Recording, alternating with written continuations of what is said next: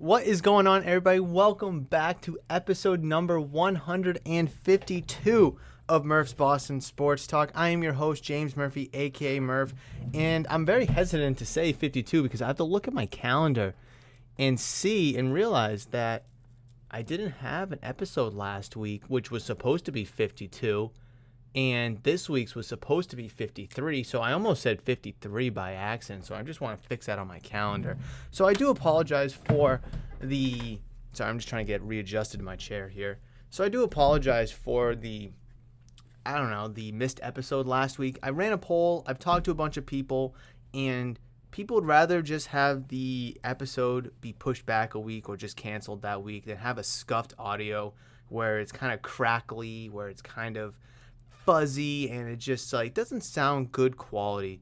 So I didn't want to give people that form of content if that's not what they wanted. And if 75% of people said, hell yeah, we don't care what it sounds like or the quality of it, we just want an episode, then obviously I would have done it when I was down in Florida last week. However, people say, hey, it's all good, no worries, take a week off, we'll get back to it next week, which is now.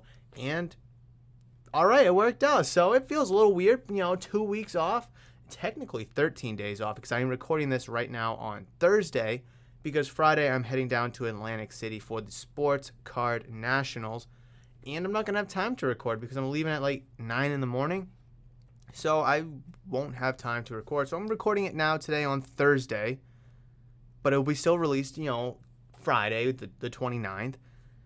So everything I'm going to say, because I want to talk about the Red Sox, which I feel like is a conversation that may be overdue. And I want to talk about the Patriots because now training camp is officially underway. So we have Patriots chatter to discuss about.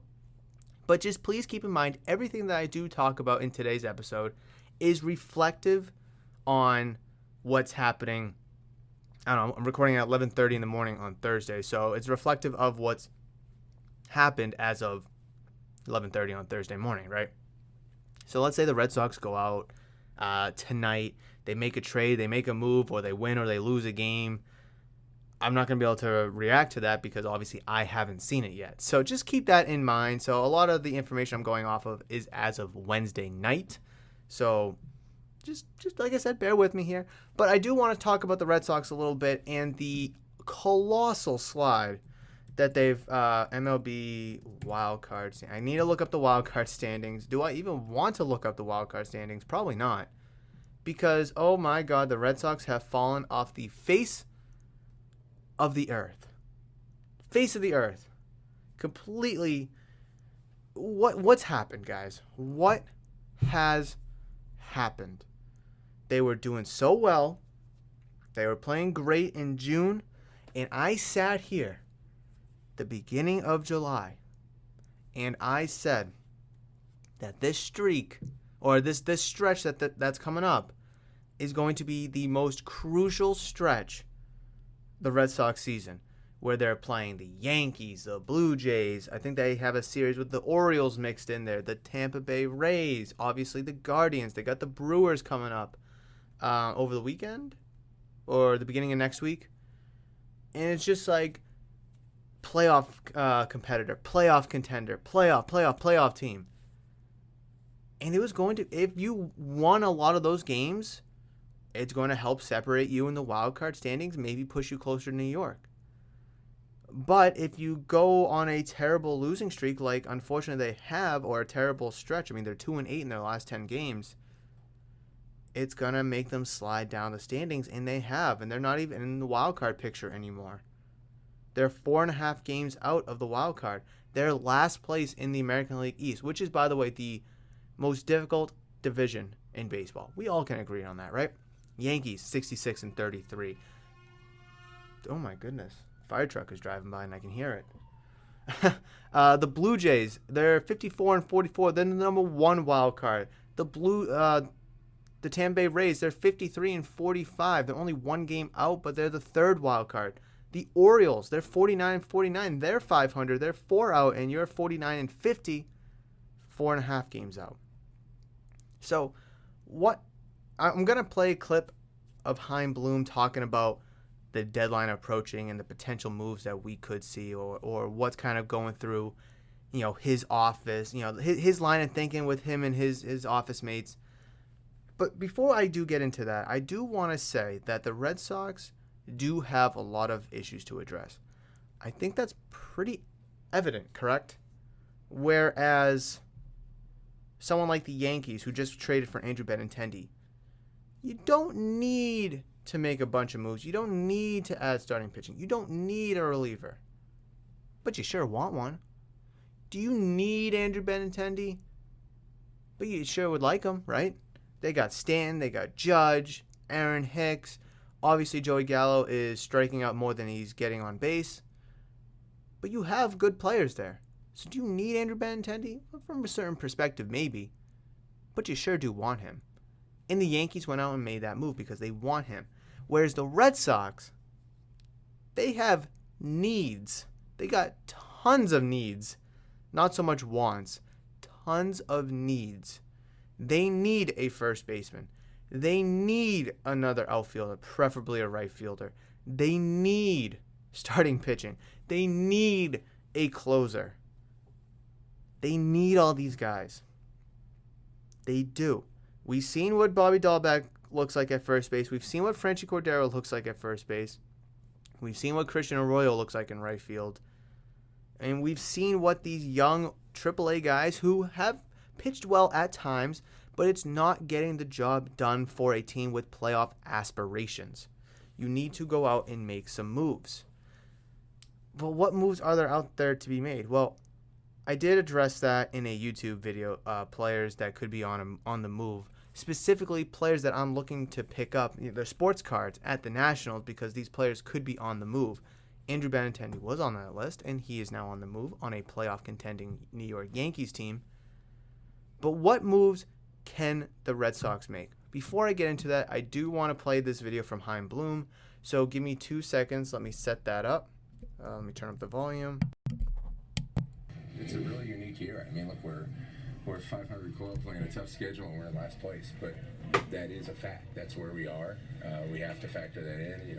Every game moves that needle one way or another. It doesn't change how we feel about the talent on the club, but it does, change our situation. So we have to factor it in on some level. But like I said, I think most of how we've been spending our time has been, about things that are more a reflection of the talent level that we have than it is about exactly where we are in the standings. I think we're not doing our jobs if we don't try to look at everything. Some of them are going to be exactly what people expect, and some of them might not. As in every deadline, for every 100 things you look at, maybe 1 or 2 of them actually happens. But sometimes you end up finding something that might not be what people expect, and it ends up working out. And last year we acquired a left fielder to play first base, and that didn't go over well when we did it, but by the end, I think everybody was happy that we did it, as were we. So, if you're not willing to be a little creative, you're going to miss some opportunities. I would rather have the letdown and try to deal with the letdown than do something that I didn't believe in, that I didn't think was going to make us better, that was good for the organization, just to avoid that. Because ultimately, that's going to catch up to you. The optics only get you so far. Eventually, the substance is what matters. I'm hopeful that we're able to make moves because it means we found things that we could do that we thought would make us better. But we shouldn't force something that ultimately we don't think is in our interest just to satisfy people who want to see us do something. So how do you guys feel after that snippet that I played? And that's a full video that I was able to find on MLB.com strictly from Nesson. So it wasn't, I didn't cut anything out. I didn't make that video myself just to please my point. And quite frankly, I don't really have a point here. I'm trying to have a discussion with you guys. That's the purpose of what I'm trying to do, is I'm trying to have a discussion. And Chaim Bloom, he knows that the team is underperforming. He clearly said it, sub 500 team now. He knows that they're in last place, and he is not working with the Tampa Bay Rays anymore. He's working with the Boston Red Sox. 9-time World Series champion, playoff aspirations every year, championship aspirations every year. He has a big checkbook to work with. I don't know what the salary is right now. I don't know where money is right now for the team. But he has room to play, right? Obviously, people want Devers to be re-signed. They want Bogarts to be re-signed. But right now, I'm looking at right now, okay? Xander Bogaerts still is under contract for a couple seasons, but he has a player option. So he could opt in, he could opt out, but it seems like he's going to opt out. Whatever. Devers is still, he has one more year of arbitration next year. So how can we fit everything that we've discussed, maybe bring in a new player here and there to make this team a playoff team again? Because right now it clearly isn't. It clearly is not a playoff team. Are the Red Sox going to be buyers or are they going to be sellers? And I kind of want to go into some more quotes that Chaim Bloom had. Quote, "So look, we would be silly to try to pretend that the scoreboard doesn't exist," said Bloom prior to the game. Quote, "We're not too happy with how it looks right now. We have to factor that in. But I think to really dictate the course of an organization over a handful of games usually is not the right course of action. So we're going to factor in obviously where we are," end quote. In other words, Bloom and the Red Sox are in a sense, quote, tweeners in that age-old buyer-seller dilemma that will hover over the club until Tuesday, August 2nd, which is the MLB trade deadline. I did forget to mention that I'm reading an article from Ian Brown from July 27th, so he wrote this yesterday. Quote, "Bloom facing big decisions as trade deadline approaches." Again, this is from MLB.com. Let's get back into the article. Quote, "I don't really like the label of buy or sell. In theory, any move you make, you're doing both regardless of where you are," said Bloom. I kind of agree with that. But when you're trading a single A or double A player for a major leaguer, you're buying that major leaguer. And yeah, you are selling, but I see the point there. I see the point. Though they might not sell some pieces with expiring contracts such as J.D. Martinez, Nathan Eovaldi, Christian Vasquez, Kike Hernandez, Michael Wacha, Rich Hill, if the right offer comes along, it won't be the two big ones. For the second straight day, Bloom indicated he has no interest in trading Xander Bogaerts, who has an opt-out at the end of the season, or Rafael Devers, who's a free agent after the 2023 season. The two all-star cornerstones on the left side of the infield. Quote, "Yeah, I look at what we're trying to accomplish and just the stature that those guys have, not just for our fans, but also for what it means for what we're trying to accomplish," said Bloom. Quote, "I know it's hard at this time of year, but I'm at least trying to minimize whatever potential distraction Bogaerts and Devers trade rumors can cause. So I've just said the truth that we haven't had discussions with them, with anyone, and we're not planning on it." Now, right there, as a fan, I know I kind of jumbled that a little bit. Let me restate that. So I've just said the truth, that we haven't discussed them with anyone, and we're not planning on it. Now, as a Red Sox fan, that just makes me feel sick. Makes me feel absolutely sick. I've said this before, and I will say it again. I was okay with trading one, Betts or Benintendi. You traded away Mookie Betts, face of your franchise at the time. Okay, now go out and re-sign Andrew Benintendi. You don't do that. So you trade away Andrew Benintendi. And you lose a lot of the fan base because the fan base loved Mookie Betts. They loved Andrew Benintendi. Okay, so you suck in 2020. Let's call that let's just call it how it is. 2021 comes around. You have the fan base back. They're revigorated. You made it to the ALCS. You were 2 games away from the World Series. Yeah, you lost, but the fans were in it. They were feeling it. They were juiced up on the emotion. You had the fans fall back in love with the team. Players like Bogaerts, Devers, Verdugo, Martinez. Obviously, you didn't have Chris Sale all too much. Actually, no, you did. Yeah, towards the end of the season, you had Chris Sale. Eovaldi. Just like guys that the players on this team. Players that are on this team that the fans love. Now, you're going to trade away the two faces of your franchise in Bogaerts and Devers, who, by the way, are both homegrown talent, like Benintendi was, like Mookie Betts was. Like, if you're not going to pay those two guys, who are you going to pay? Like, again, if you believe that Marcelo Meyer is the guy, fine. But he's not going to be your starting shortstop on August 3rd. He's not going to be. And he's not going to be your starting shortstop on opening day of 2023. So what are you going to do? You're going to slide Trevor Story? Okay, who's your second baseman now? Because Kike Hernandez, he's going to be a free agent, and quite frankly, I don't think we need to re-sign him. Nick York isn't ready. Jeter Downs, I guess. It's very, very questionable the mindset and the plan that this organization is taking at the current moment. Xander Bogaerts doesn't want a $40 million. He doesn't want $35 million a year. He just wants to be paid fairly. Probably 25, 26, 27 gets it done, I would guess. 4 or 5 years. I mean, that would, I think that would be perfect. I mean, because by time year 2 or year 3 of that contract rolls around, if Marcelo Meyer is the guy and he's ready, then you could maybe ship Bogaerts out to get more pieces back, and then you could have Meyer be the shortstop, or you could have him be second base with Trevor Story being the shortstop, whatever.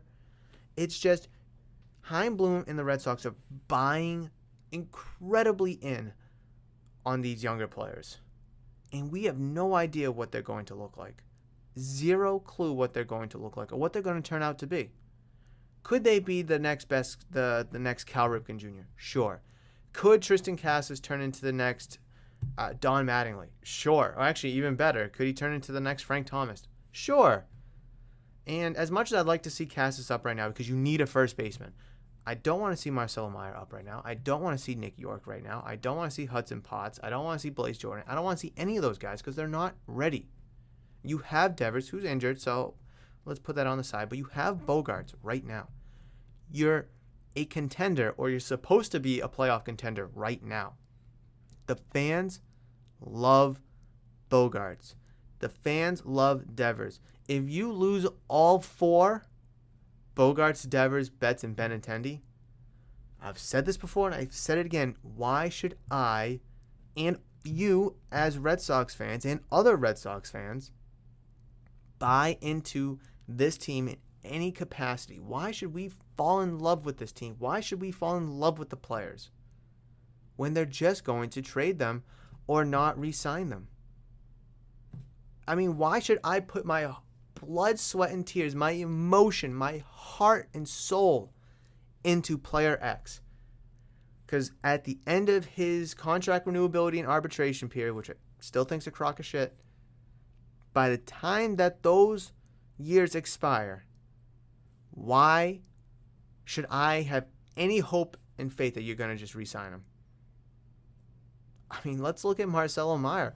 If he turns out to be the guy that everyone's saying he's going to be, the top prospect that he is, and the future face of this franchise that he's supposed to be, once he's been up for 6 years, then why should I think that we're going to re-sign him? Because we're not going to. Because if he turns out to be that player, he's going to want $30, $35 million. And we've seen what the Red Sox are doing is they're not re-signing their homegrown talent. They're not. It's just that simple. I mean, name me, okay, so you could say that they re-signed Bogaerts. Okay, that's fine. They did re-sign Bogaerts years ago. But they're not looking to re-sign him now. And he's only 29, maybe Xander. He's not like 30-something, but he's 29 years old. So he's still on the right side of 30. But again, you give him a 4 or 5 year contract that'll push him to 34, 35. Maybe he can kind of turn into your DH because you're going to need one of those soon once JD Martinez leaves. Maybe he can even slide over to third base. And then you can have Devers be your designated hitter for a bit. Now you can have Bogaerts at third. You can have Marcelo Meyer at short or Trevor Story. And then you could have Marcelo Meyer at second or Story. But why should I have faith in a young Marcelo? And this has nothing to do with Marcelo Meyer. I'm just using him as an example because he's the apparent heir to shortstop, right? We'd all have to agree on that. When they're not going to re-sign him. If he turns out to be the player that he's supposed to be, I have no faith and no hope that the Red Sox actually re-sign this guy when his time is up, when it's time for him to get paid. It's so baffling and puzzling. Like, I'm pretty sure Xander Bogaerts not looking for a 10-year contract. I'm sure he's probably looking for something maybe on the shorter end, but a little bit more money. I don't know how many years are left on his original contract. Bogarts. I do want to know how much is left on his original contract that he signed. 1,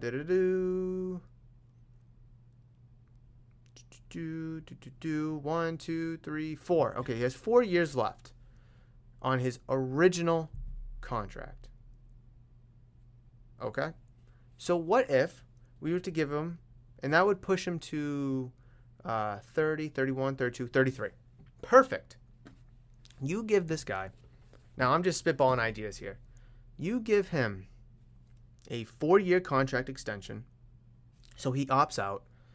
You give him a 4-year extension, or just a buffed payment so he can opt in, right? That value's at 27. I need to calculate. I gotta do some math here. 27.5 times 4 is 110. 27 times 4 is 108. Right now, if he was to opt in for the rest of his contract, he'd be paid $80 million over the next 4 years. But if you can just bump that up $7-8 million a year to be your shortstop for 2022, for 2024, maybe slide over to third base, maybe do some designated hitting. Obviously, Rafael Devers, he's younger, he's like 26, so he's probably going to be at third base, but maybe he slides over to first. Cassis goes to third. Cassis plays first. Devers plays third. One of them DHs. Bogarts DHs.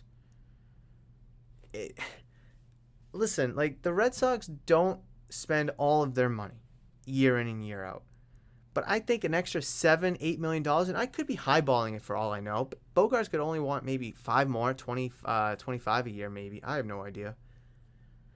But maybe, so let me get back to my point. The Red Sox giving Bogarts an extra $7 million a year.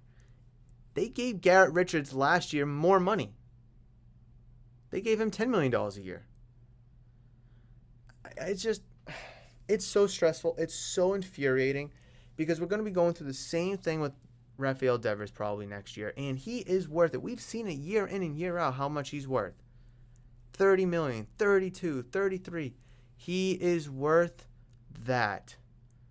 What more statistics do you need to see? Do you not want to pay him? Okay, have Cassis play third base, and then in 6 years when he is due for money, you're not going to pay him, and then he's going to be shipped out. That's why we should not buy into the Red Sox and fall in love with these players.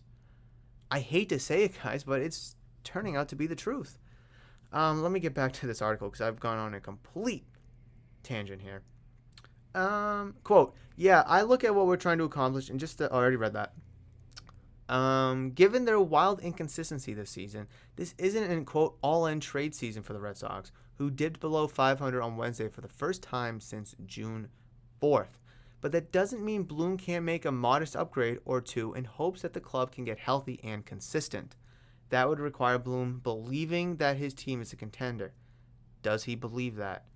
Quote, yeah, said Bloom. Quote, obviously we haven't played well lately. We've been banged up and we haven't been playing well. I do think we have a good team. I think we're a very talented team. It's not a perfect club, no question. At times, we haven't played as well as we could.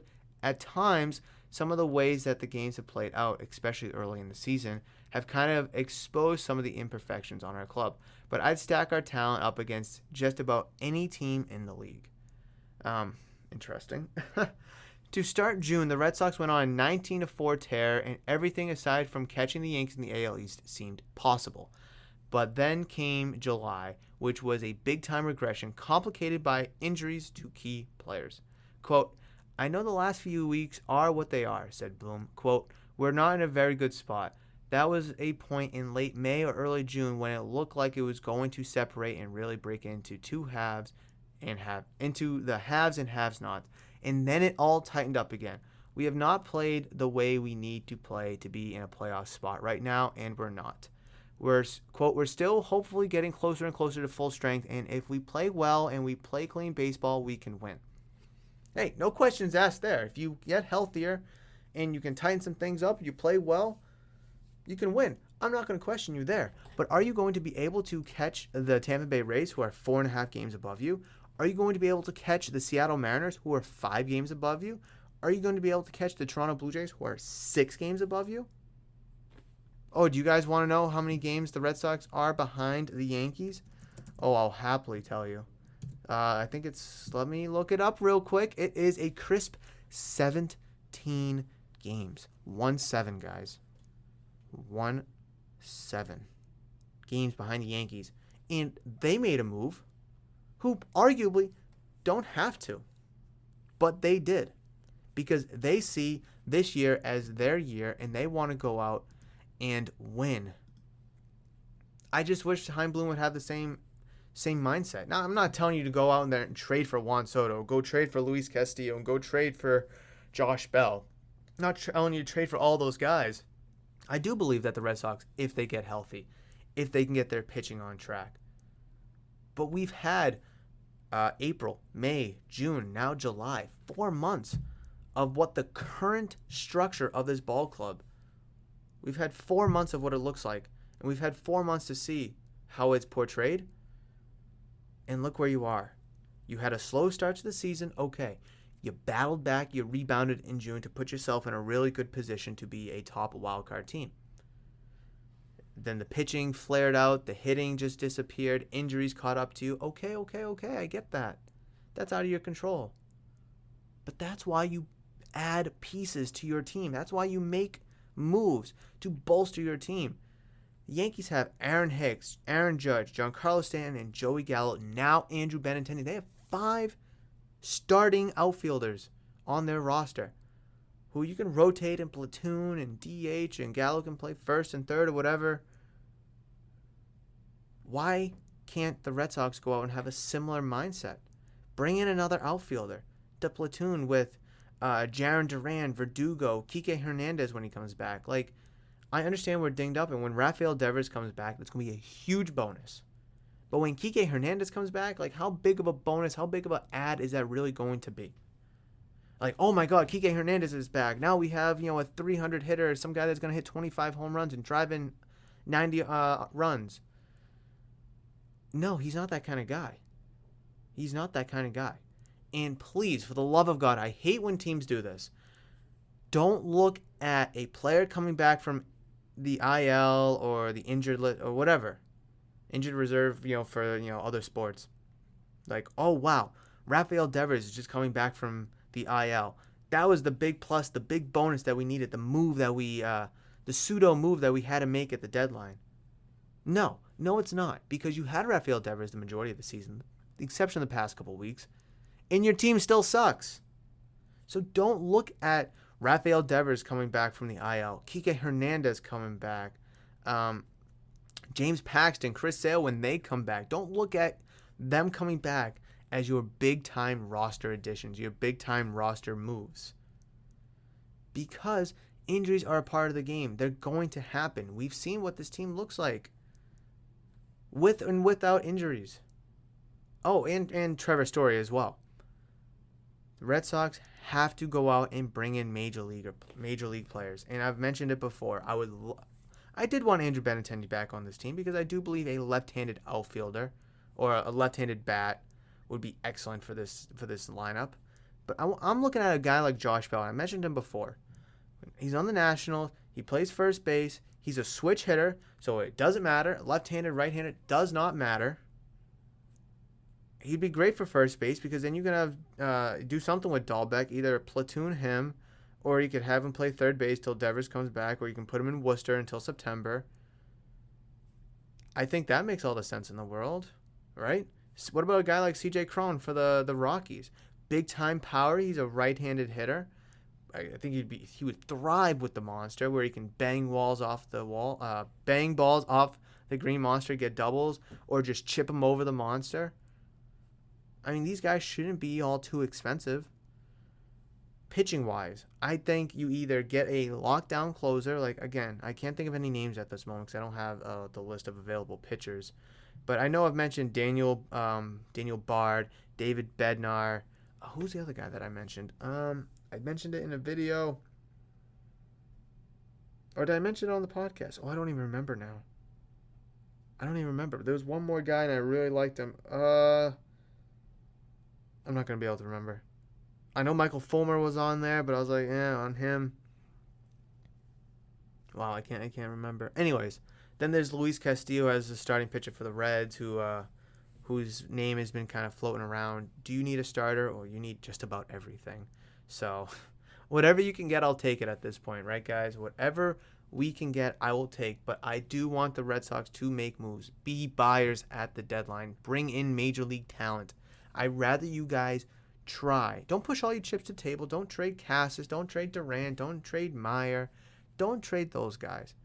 Make moves that make sense, right? I think Josh Bell, CJ Cron, I know, what is the other guy's name? I can't think of it.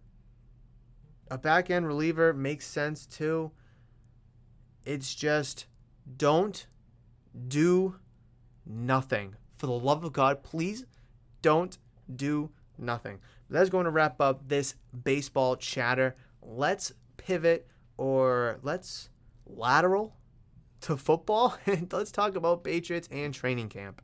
Now, today's session of training camp here on Thursday wrapped up like an hour or so ago, so I don't have I don't have any information about what happened today at camp, but I do want to talk about yesterday and just, some winners and losers from Patriots' first training camp practice. And now this is an article from patspulpit.com. Big fan of this page, this website for Patriots-related news. Excuse me. So this is an article from Brian M. Hines and Bernd Butchmaster from yesterday at 2 p.m.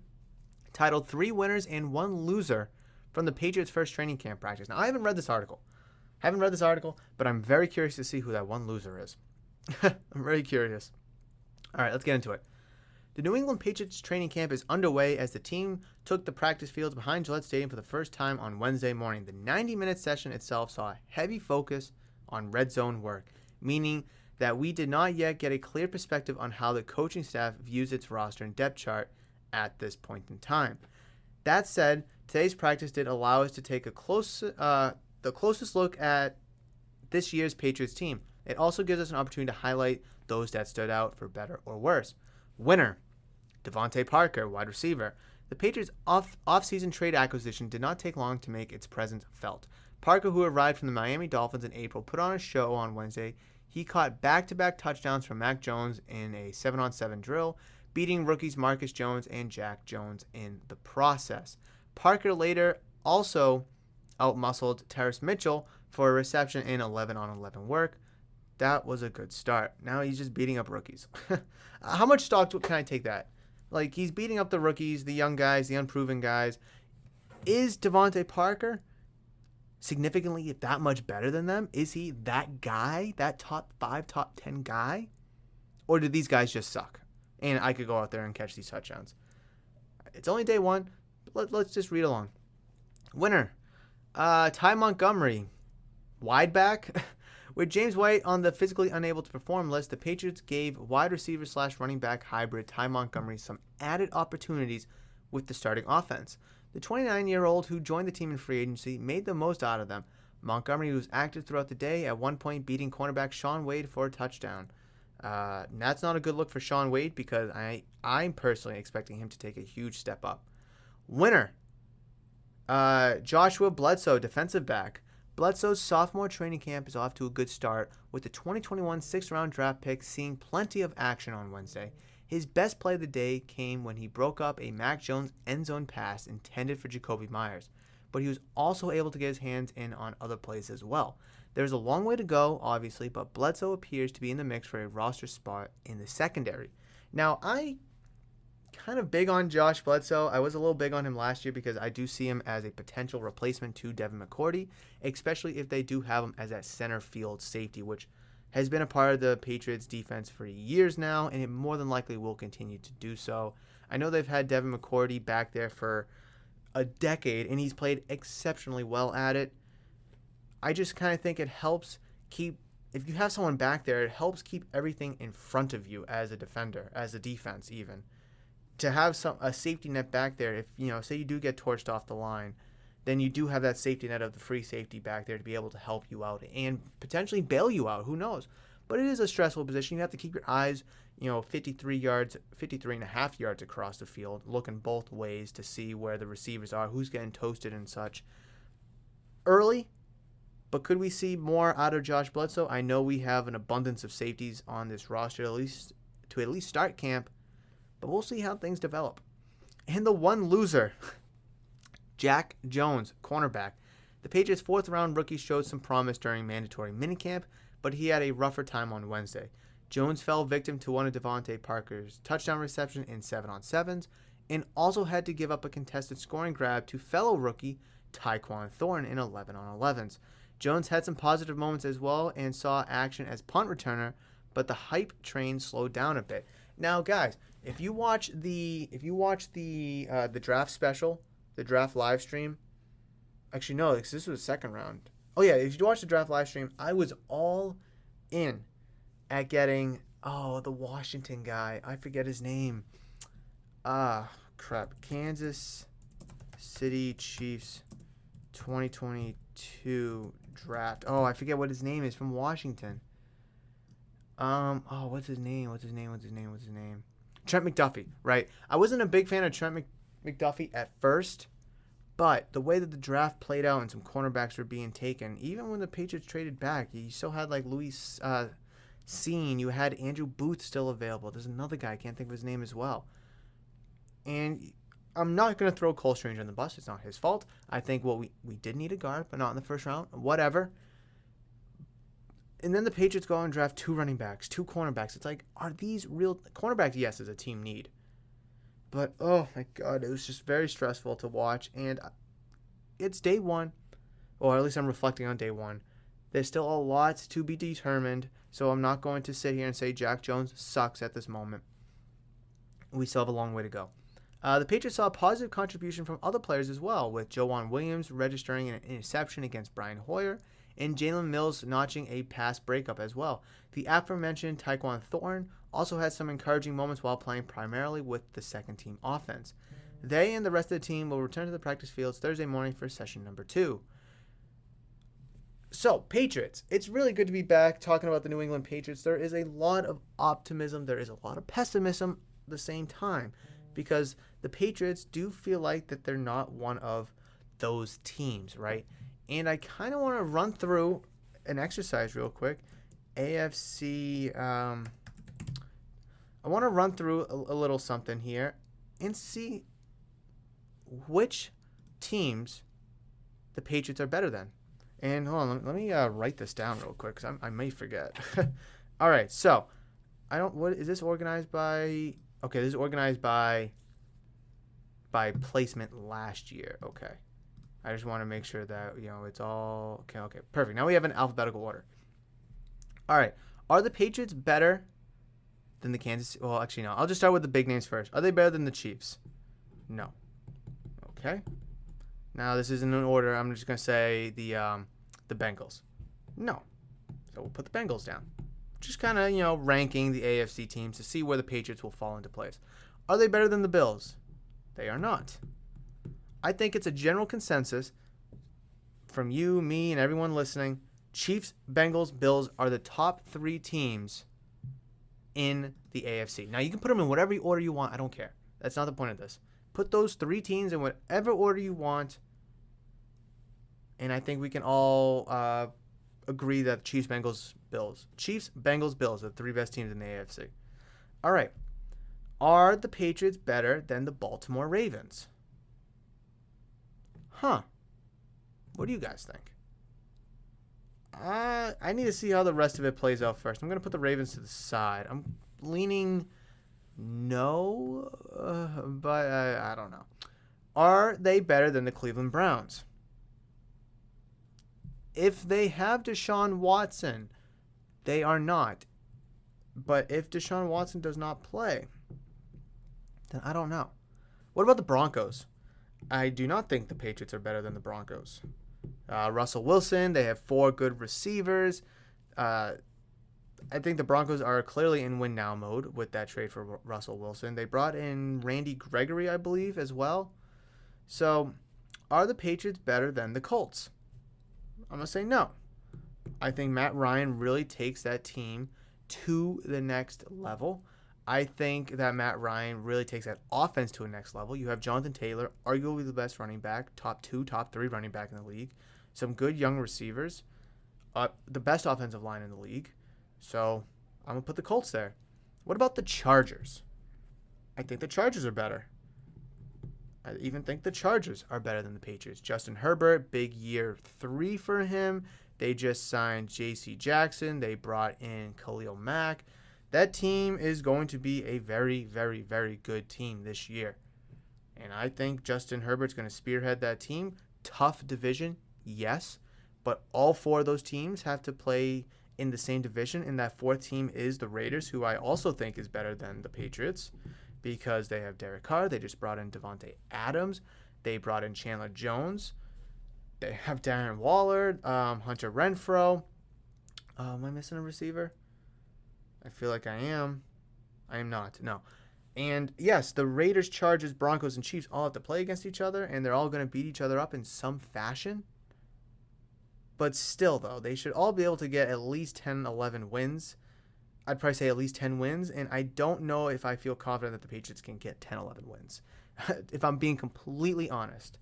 All right. The Dolphins. How do we feel about the Miami Dolphins? They brought in Tyreek Hill. They brought in Tyron Armstead to protect Tua.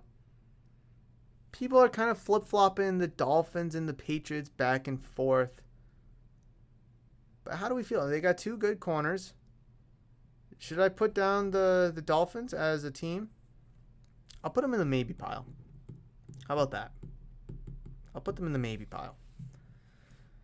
All right, so hold on, I want to draw a line here so we can just cross some teams off, right? Let's just cross a couple teams off here. Texans, no.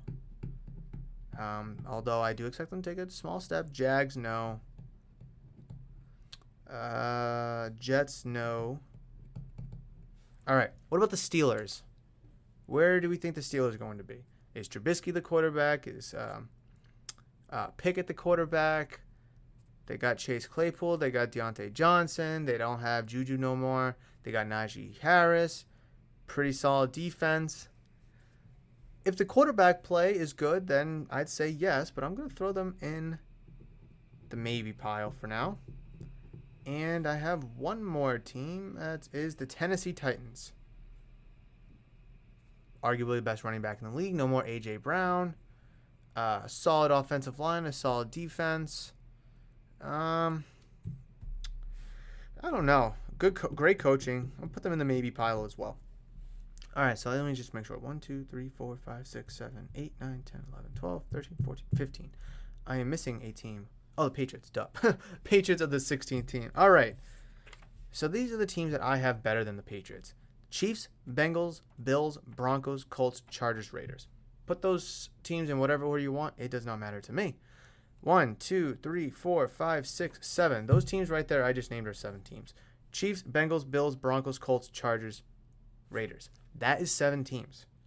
Now those may be teams. Ravens, Browns, Dolphins, Steelers, Titans. Those are 5 teams. Okay?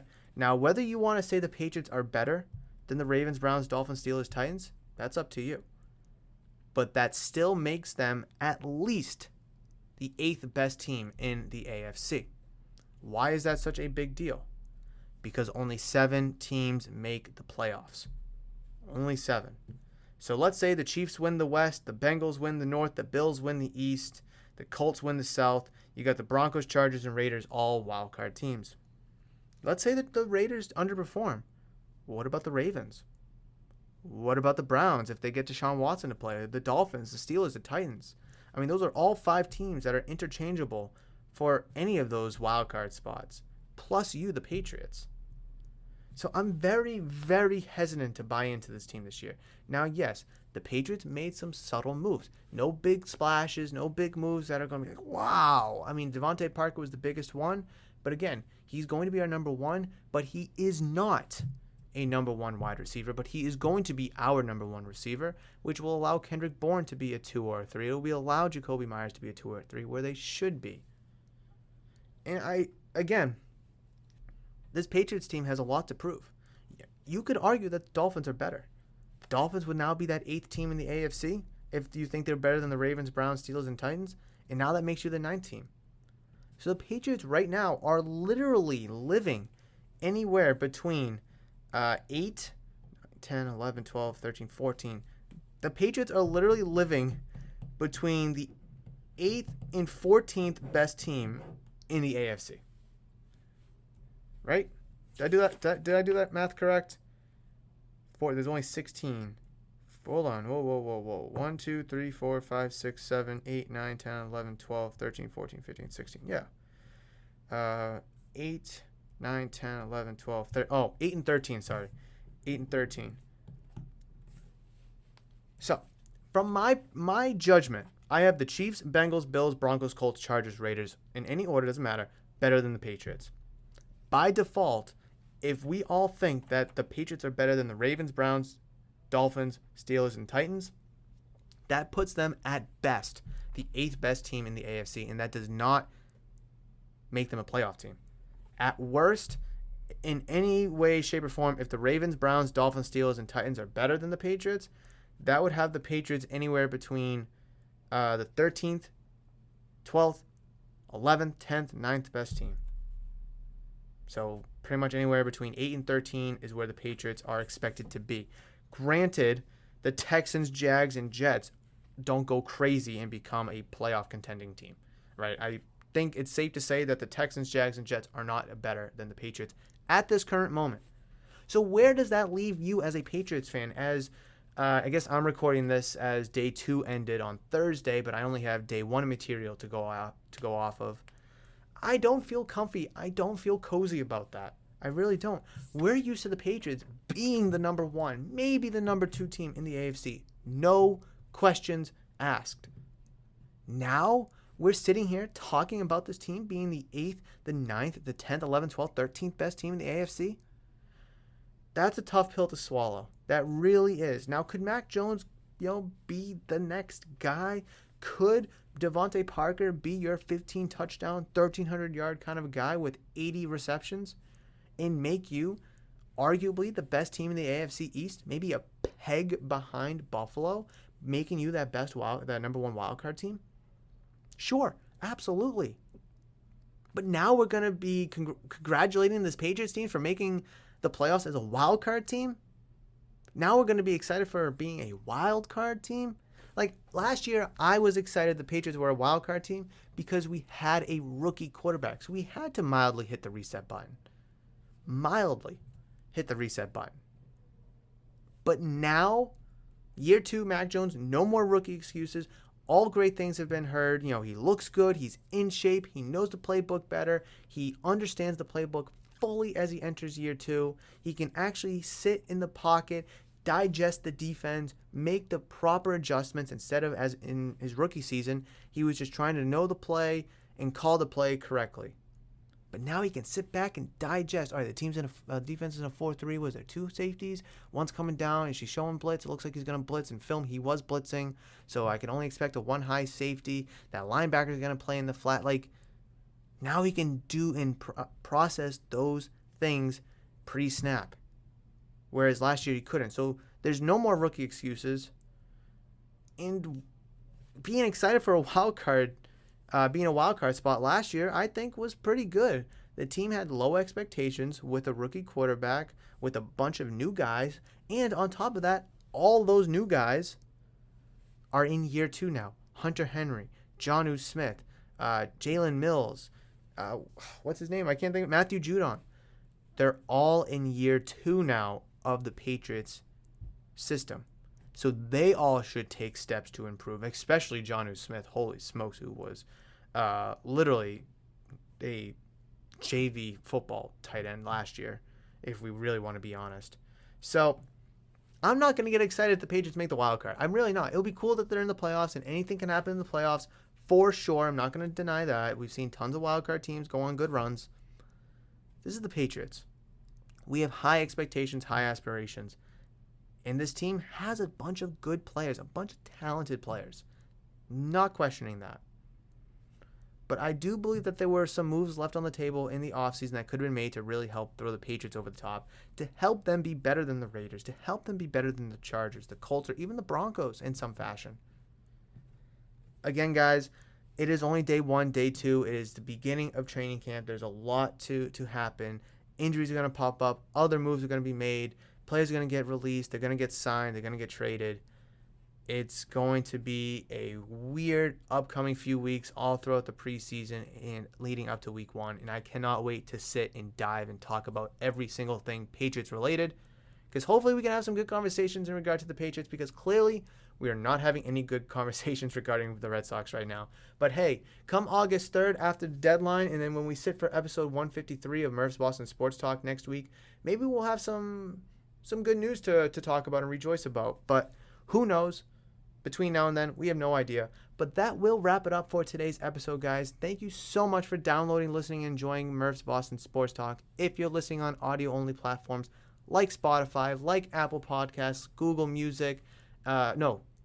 Podcast, Amazon Music, Stitcher, everywhere you can find your podcast, you can find Murph's Boston Sports Talk. And if you listen to this episode on YouTube, please make sure you smash the thumbs up button if you enjoyed today's episode. Comment any question, comments, concerns down below in the comment section. And also, please consider hitting that giant red subscribe button. I would greatly appreciate the love and support. Guys, before I go, I do want to leave you with one last question. I need a little help about this. Should I, Murph, yes, me, make Murph's Boston Sports Talk a video podcast? So, as you guys know, I upload the podcast to YouTube, and I also upload it to Spotify, Apple, all those good places, right? But the YouTube version of the podcast, the episodes I upload to YouTube would be videos. So you'll see me talking live in person. Hi, how you doing? You'll be able to see me, facial reactions, all the hesitations, the pauses, the burps, and and the drinking of the water. I posted a poll on Instagram. I think it was yesterday or the other day. I think it was the other day. And it was like 80% yes, or 80-some% yes. But I want to ask you guys, the core listeners, reach out to me via social media at Murph's Cartown, Twitter, Instagram, Facebook. Comment down below on this video. What do you guys think I should do? I would have to rearrange my office a little bit to accommodate that. But I would have absolutely no issue doing that if that's something that people would be interested in. It's not going to happen overnight. It won't be next week's episode if, a resounding amount of people say yes. It will take some time. But I'm definitely interested to see if that's what people are interested in. So let me know down in the comments or reach out to me via social media at Murph's Cartown. But again, that's going to do it, guys. I will catch you in the next one. But between now and then, you guys know that I love you, and I will always, always see you.